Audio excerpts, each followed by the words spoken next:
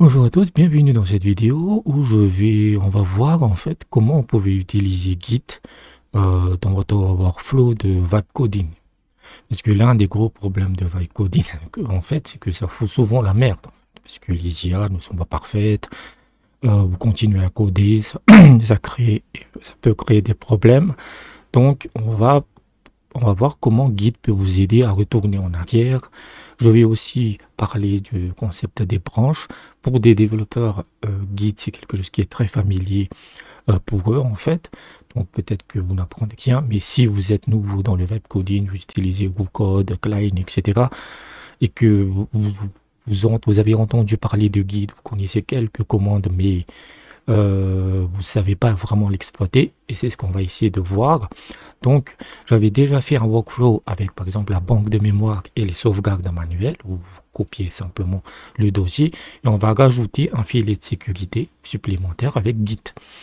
Et dans ce cadre-là, en fait, Git va vous permettre d'avoir la sauvegarde manuelle en toute fin de partie. Vous n'avez plus besoin de sauvegarder à chaque fois, puisque Git est là pour régler les erreurs et autres. En fait.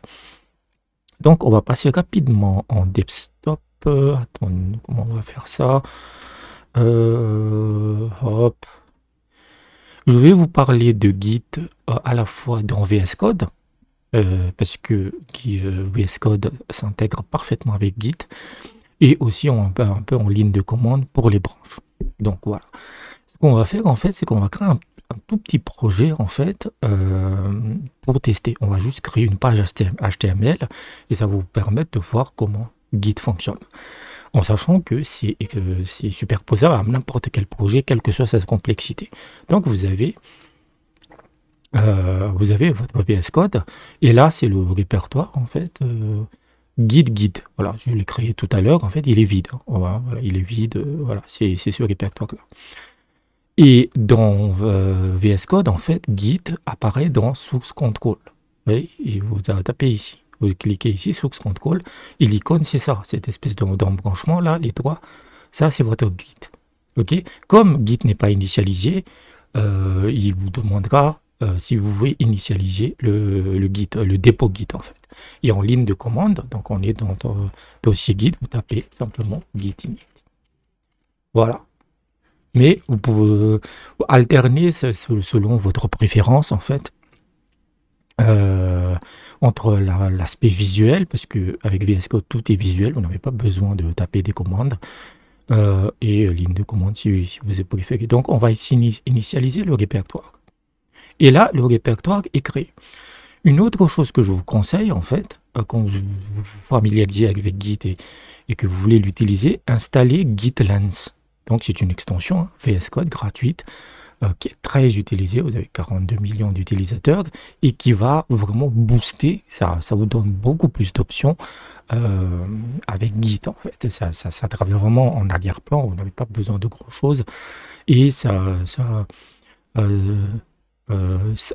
honnêtement, ça vous donne énormément d'options en fait, mais qui est vraiment automatique. Donc, ça c'est votre interface Git et là vous avez tous les justement les commandes Git. Mais on va pas le voir, on va juste créer un répertoire. On va créer un petit projet et mon projet c'est juste donc voici ma prompt, juste une page HTML qui liste les commandes Git pour débuter. Ouais, c'est une espèce de petit site web en fait. On va rester aussi simple que possible parce que le but c'est de se faire comprendre avec Git. Donc je vais aller dans Google, je ne vais pas faire de l'architecte, directement je vais faire le code.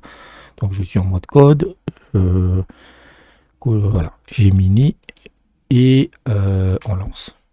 C'est juste pour tester, c'est juste pour un exemple. Et quels que soient vos projets, hein, c'est juste que on va pas faire des projets ultra complexes. En fait. Donc là, comme dans mes instructions personnalisées, il y a la banque de mémoire, même si je lui ai rien dit, il crée quand même la banque de mémoire. Bon, parfois c'est un peu chiant parce que c'est répétitif, ça consomme un peu de code, mais pourquoi pas. Pourquoi pas, et donc là, il est en train d'initialiser le projet. Donc je reviens quand c'est un peu plus avancé. Donc, il a terminé la banque de mémoire et il est en train de créer tout ce qui est index, HTML et style CSS en fait. Donc ça a été rapide ce genre, moins de 30 secondes. Donc, il a terminé notre petit page web. Notre petit page web et on va voir ce que ça donne. Donc, on a l'index HTML, script et style. Hop. Guide pour débutants. Voilà. Une page qui liste. C'est même bien fait. Hein. Et vous avez des fonctions de copie et tout. Donc, voilà. Maintenant, comme Git était déjà init, en fait, il est initialisé quand nous avons lancé le projet, vous voyez ici l'icône de contrôle. Vous voyez, il y a une notification. Cette notification, ça signifie que Git a détecté des changements dans votre répertoire, dans votre dossier, tous les fichiers qu'on a créés, la banque de mémoire, et il faut les commit, c'est-à-dire qu'il faut les enregistrer dans l'index de Git. Et VS Code est très puissant pour ça, parce que vous pouvez, ici, dans le champ, là, vous tapez simplement votre message de commit, c'est-à-dire c'est quoi le changement. Donc, on va ajuster initialisation et première version du projet. Ça, c'est votre message de commit. Et si vous tapez que sur commit, en fait, il va afficher ce message. Donc, est-ce qu'il faut le stager, c'est-à-dire ajouter les fichiers, et ensuite commit. Il va faire les deux en même temps. Oui. Hop. Ça a été commit. Vous voyez ici, vous avez votre commit, initialisation et première version du projet. Une commande avec Git que vous devez vraiment garder à l'esprit, c'est Git statut. Voilà, rien à valider, la copie de travail est propre. C'est-à-dire qu'il n'y a pas de fichier à ajouter, il n'y a pas de truc que vous devez commit ou autre en fait. Ça, c'est très important pour les branches en fait. Juste garder tout. Git statut, c'est vraiment une commande que vous devez apprendre par cœur parce que ça vous donne l'état de votre dépôt Git. Donc là, c'est bien, on est content. Maintenant, actuellement, on le voit, c'est bien.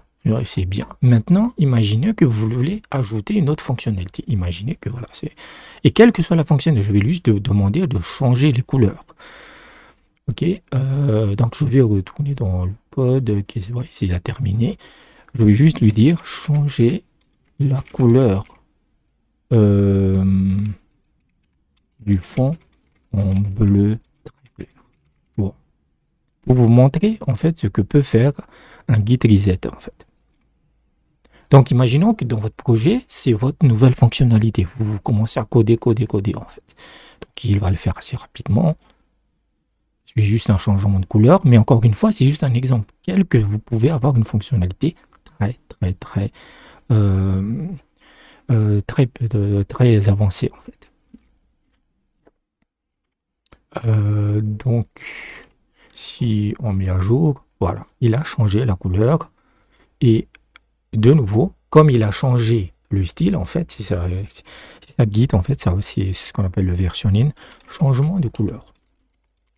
Hop, de nouveau commit, et oui. Voilà, donc c'est vide, etc. Et vous avez maintenant les deux commits. Maintenant, ça, c'est ce changement de couleur, c'est une fonctionnalité que vous avez fait. Mais vous vous rendez compte, c'est la merde. Ça ne marche pas, vous n'arrivez pas. Vous n'arrivez pas à retourner en arrière. Vous voudriez retourner en arrière lorsque la page était blanche, c'est-à-dire dans le commit précédent. Et avec VS Code, c'est très facile. Vous allez ici. Vous allez plutôt ici, commit, reset, on va voir.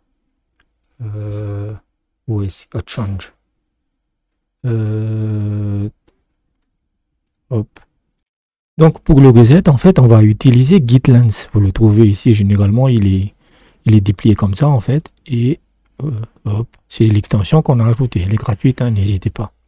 Donc GitLens, en fait, va afficher toutes les actions de Git en plus des commits. Et vous voyez ici des commits et ma tranche dessus, puisque c'est mon compte, en fait. Si je clique, je vais cliquer un clic droit, en fait, reset branch to commit. C'est-à-dire que ça, c'est notre branche Git. Et actuellement, la couleur est bleue. Donc, reset current branch to commit. Et ensuite, il va vous demander en fait l'option. Vous avez le Reset, Soft Reset et Hard Reset. Si vous voulez tout effacer, c'est-à-dire que vous voulez vous retourner à cette première version, quand la plage était blanche, sélectionnez Hard Reset, parce qu'il va supprimer des fichiers. Si vous aviez créé des fichiers, il va tout... C'est comme si en fait, ce changement de couleur là, le commit là, il n'avait jamais existé. Donc, techniquement, c'est fait. Donc, le commit a été mis à jour parce qu'on est revenu, on a fait un reset en fait, et donc le changement de couleur, c'est comme s'il n'avait pas existé. Et si vous regardez la page, elle est revenue à l'état initial. Et c'est ça un reset, c'est très puissant en fait. Dans le cas du vibe coding, en fait, le soft reset, c'est juste que il va garder l'index de Git, en fait. Mais nous, on veut pas garder, on veut tout nettoyer. Si vous voulez tout nettoyer, privilégiez le hard reset. En tout cas, pour moi, c'est ce qui marche le mieux, en fait. Et ça, c'est très, très puissant parce que ça vous permet d'expérimenter comme vous voulez et vous pouvez retourner en arrière quand vous voulez. Voilà. Maintenant, ce qu'il ne peut pas supprimer, c'est par exemple les dépendances. Vous avez installé des packages Node, du NPM, des paquets Python, etc. Ça, il ne peut pas installer et donc ça, il faudra le faire manuellement. Mais comme ces paquets en fait dépendent du code, ça va un peu alourdir le truc, mais ça ne va pas poser des problèmes dans votre projet. Voilà, c'est juste garder ça à l'esprit en fait. Donc ça c'est le reset. Donc n'hésitez vraiment pas à l'utiliser. Gitlance, installez-le et vous pouvez le faire autant que vous voulez. C'est juste que dans le cas du commit en fait, quand vous faites du vibe coding, dans le développement normal, on vous recommande de commit très très souvent. Dès que vous faites un changement, on vous commit en fait. Là, je vous recommande vraiment de travailler autant que vous voulez, mais de commit uniquement des trucs vraiment stables. Quand vous avez un truc qui fonctionne. Un truc qui fonctionne, vous commit, vous savez que ça c'est une partie qui fonctionne, vous continuez à développer et ensuite si c'est la merde, vous pouvez retourner à la partie stable. C'est pour ça aussi que les descriptions de commit, n'hésitez pas à être explicite parce que en fonction de la longueur de votre projet, vous aurez parfois des centaines de commits. Donc ça, c'est les resets en fait. Très facile, hein, vraiment, c'est très facile et c'est très puissant. Maintenant, on va faire les branches. Alors, qu'est-ce que c'est les branches? C'est comme une copie de votre projet à l'intérieur de l'index de Git.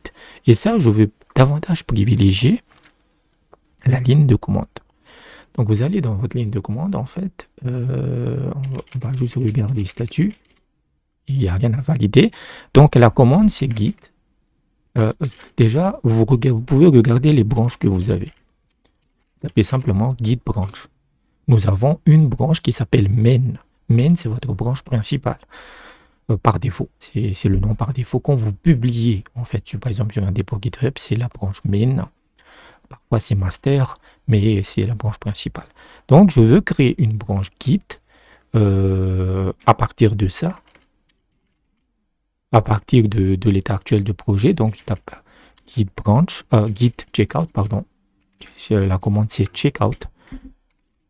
Hop.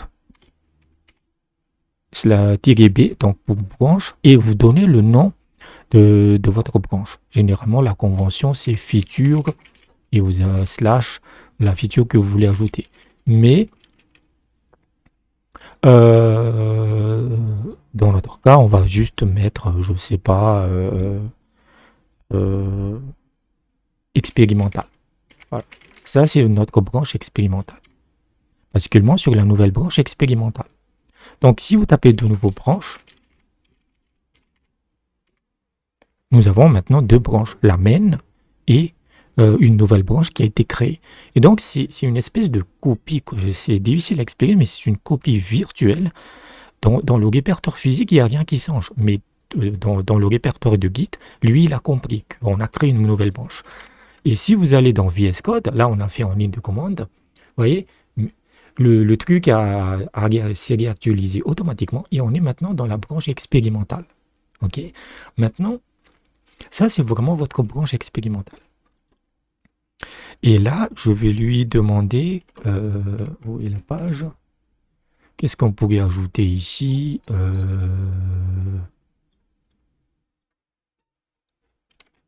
on va lui ajouter un peu plus de trucs. Là, imaginons que vous êtes dans une nouvelle branche et vous voulez développer une toute nouvelle fonctionnalité.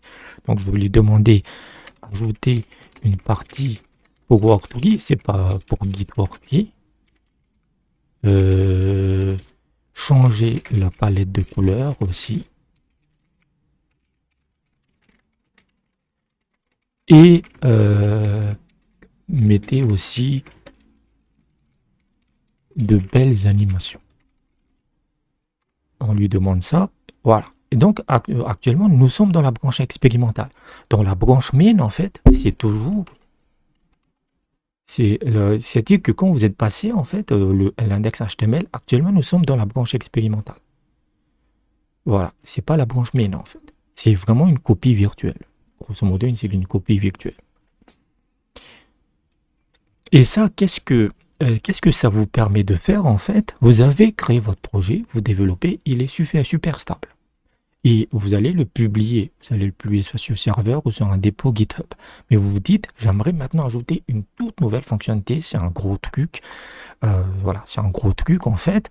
Donc, plutôt que de le faire sur la même branche au risque de tout casser et c'est la merde, parce que vous ne savez plus quoi faire, là, vous avez des concepts de branches. Dans ce cadre-là, votre version stable, en fait, elle ne sera jamais touchée.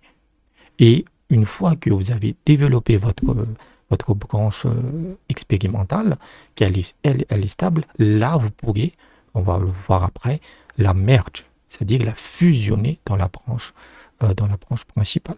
Donc au début, si vous êtes vraiment débutant, ça va être compliqué, mais moi ce que je vous recommande, c'est de créer ce type de projet, des petites pages HTML pour vous familiariser en fait avec Git. Voilà. Donc il continue avec sa banque de mémoire là.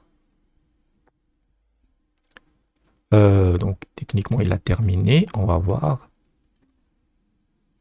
Voilà, il a totalement terminé.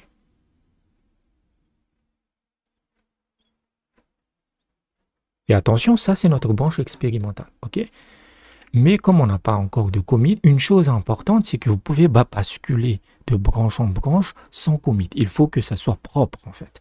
Vous devez commit tous vos changements. Et donc de nouveau, on va commit. On va changer changement de palette et animation. On va aussi mettre pour nos thèmes sombres. Hop. Ok, donc c'est commit. C'est comme on l'a fait tout à l'heure. Maintenant, c'est important de commit en fait. Parce que si vous faites git statut, hop. Ok, maintenant, on va faire un truc, c'est qu'on va passer de nouveau dans la branche main. Donc, gardez à l'esprit que ça, c'est la branche expérimentale, cette version-là. Donc, on va faire checkout. Attendez que je commande la commande. Hop. Donc, c'est checkout. Et cette fois, vous ne mettez rien, vous implémentez le nom de la branche sur laquelle vous voulez basculer. On veut basculer sur main. Donc, vous tapez main, basculement sur la branche main. Donc si vous tapez maintenant branche, voilà, l'astérix et la couleur en fait nous indique que nous sommes dans la branche main. Si je mets à jour la page, vous voyez, ça c'est notre version stable. Vous voyez, c'est ça qui fait la puissance des branches en fait. C'est ces deux, entre guillemets, deux projets identiques. Si de nouveau je passe sur expérimental. Hop. Voilà, vous pouvez avoir différentes versions de votre projet. Et donc, ces deux simples processus, en fait, vous permettent vraiment de compartimenter votre projet et de créer plein de versions. Moi, même si je vous recommande juste une branche maximum, parce qu'après, vous allez être un peu perdu. Maintenant, vous vous dites que vous êtes satisfait de votre branche expérimentale, votre nouvelle fonctionnalité, elle est prête, elle est stable. Maintenant, vous voulez la mettre sur la version stable. Et c'est pour ça qu'on va faire un merge, c'est-à-dire on va fusionner les deux branches. Donc d'abord, je regarde dans quelle branche je suis, dans la branche expérimentale. Donc, vous devez retourner dans la branche avec laquelle vous voulez fusionner, c'est-à-dire dans la branche main. Hop. Et vous tapez simplement git merge et le nom de la branche que vous voulez fusionner, qui dans notre cas est expérimental. Voilà, il a fusionné. Parfois, vous avez des conflits. Vous avez des conflits parce que peut-être qu'il y a des mêmes fichiers qui ont été changés. Il peut y avoir des conflits. Mais Git, en fait, le message de Git, il vous dira ce qu'il faut changer. Voilà, ce qu'il faut changer, où est-ce que vous acceptez les changements, etc. Les conflits, c'est un peu plus compliqué, mais comme là, c'est un projet très simple, en fait. Si je tape statut, rien à valider, on est sur quelle branche? On est dans la branche main. Donc, si on tape la branche main, ça signifie que ça, la nouvelle palette de couleurs était notre fonctionnalité expérimentale. On l'a fusionné dans la branche main. Donc maintenant, les deux branches ont été fusionnées et que tout va beaucoup le mieux. C'est maintenant votre nouvelle version stable. Une chose importante, c'est qu'une fois c'est pour le merge, en fait, il n'est pas recommandé de retravailler dans la branche expérimentale. Parce que vous venez de la merge, parce que ça peut créer des problèmes avec l'index de Git. Voilà. Si vous voulez créer une nouvelle fonctionnalité, vous créez une nouvelle branche. Donc, dans un premier temps, comme notre branche est terminée, nous n'en avons plus besoin, en fait. Vous tapez. Je ne sais pas si c'est checkout.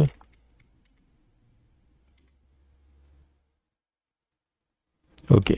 Oui, c'est bien checkout. Cela -d, donc pour delete. Et nous venons de supprimer la branche expérimentale. Ah, j'ai fait une petite erreur. Je pense que... Attendez une minute. Petite erreur. Donc je recommence. C'est pas checkout, mais c'est vraiment branche. J'avais fait une petite erreur. Je regarde dans quelle branche on est. La main, ok. Branche. Cette fois -d, pas checkout. Hein. J'avais fait une petite erreur. Et on tape expérimental. Branche expérimentale supprimée. Et si vous tapez branche, nous avons notre main. Et si on regarde la page, hop, voilà. Donc c'est notre nouvelle version stable. En fait. Donc c'est ça un workflow Git pour le vibe coding, en tout cas que moi j'utilise actuellement.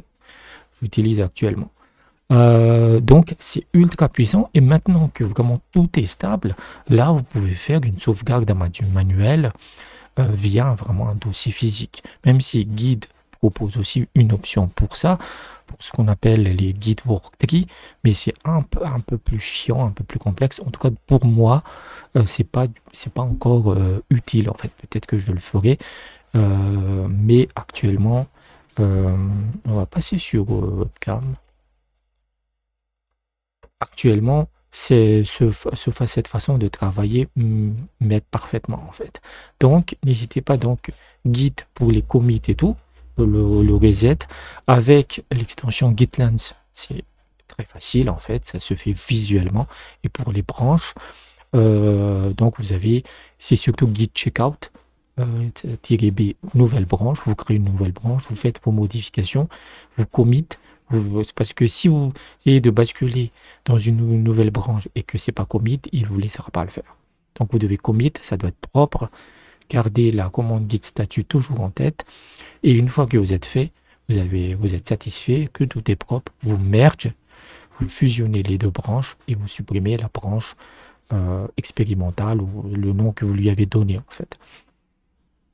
Une chose qui est une limitation, c'est que vous ne pouvez pas travailler et utiliser les deux branches en même temps. Parce que Git, il ne sera qu'une branche active.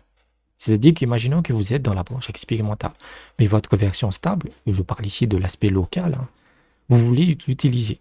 Vous ne pouvez pas vraiment le faire. En fait, vous pouvez le faire avec le Git worktree, mais peut-être que je le ferai plus tard. Mais comme il y a une sauvegarde manuelle, j'avais dit, décrit dans mon précédent workflow une sauvegarde manuelle, c'est juste une copie de dossier. Bah, dans le dossier de sauvegarde, vous avez, vous avez les deux copies en fait. Donc, dans votre dossier d'origine, vous travaillez sur la branche expérimentale et sur le dossier de sauvegarde, vous pouvez utiliser normalement la version stable. En fait. Juste garder à l'esprit tout ce qui est basculement des branches. C'est ça qui est important. On ne sait pas toujours sur quelle branche on est. Donc, n'hésitez pas à utiliser la commande. Une chose importante, j'avais oublié, euh, c'est que j'ai toujours mon guide de workflow sur PageCode, en fait, ça coûte 5 balles, et je l'ai enrichi avec la partie Git. Donc tout ce qui est commande, si euh, la fenêtre de contexte, donc tout ce que, voilà, je l'ai enrichi et je vous donne toutes les commandes, VS, Git statut, etc. Donc n'hésitez pas, pour ceux qui l'ont déjà acheté, vous pouvez directement y accéder en fait. Donc, ça parle à des commits, ça parle à des changements, ça parle à des branches. C'est plutôt bien fait, en fait. Donc, comme ça, avec le workflow total, vous avez la banque de mémoire, le processus Git, et une fois que vous êtes vraiment satisfait en version finale, vous pouvez faire une sauvegarde manuelle de dossier à dossier. Donc voilà. Ah, j'ai pas...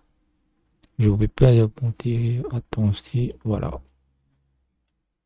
Voilà, donc mon article, mon workflow est toujours sur webcam, étape 3. Voilà, avec Git. Ça, c'est cette section-là, je l'ai rajouté tout à l'heure ce matin, en fait.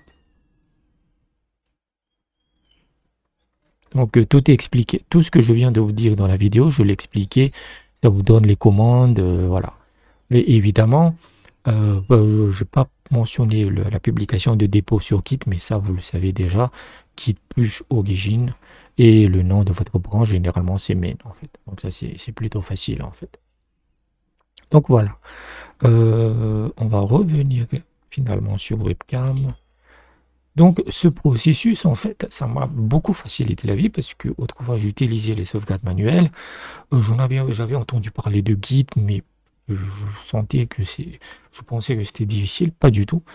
Et c'est ce que je vous recommande, c'est que créer un petit projet, une page HTML, et juste pour vous familiariser avec Git.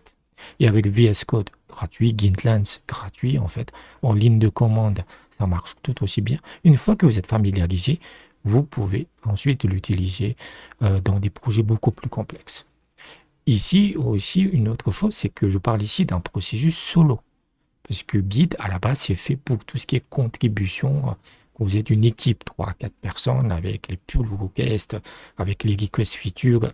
Ça, c'est... Non, on est solo dans notre chambre, mais Git peut vous aider à y voir un peu plus clair et surtout à gérer cette problématique d'erreur. L'IA va faire de la merde. Ah, souvent, il va faire de la merde. Et ça vous évitera d'être frustré. Je vous dis que il y avait des changements, je n'étais pas content, etc., etc. Donc, avec des branches, vous savez que même si c'est la merde dans votre branche actuelle, vous avez une version stable qui fonctionne. Surtout si vous l'avez publié sur serveur ou autre, qu'elle est en ligne, qu'il y a des gens qui l'utilisent. Ça va être assez crucial de tout ce qui est branche et tout. Et comme ça, vous êtes tranquille, vous pouvez prendre le temps que vous voulez, votre branche restera intacte. Donc j'espère que je vous ai aidé. Si vous voulez, voilà, donc vous avez l'article sur PageCode, ça coûte 5 balles.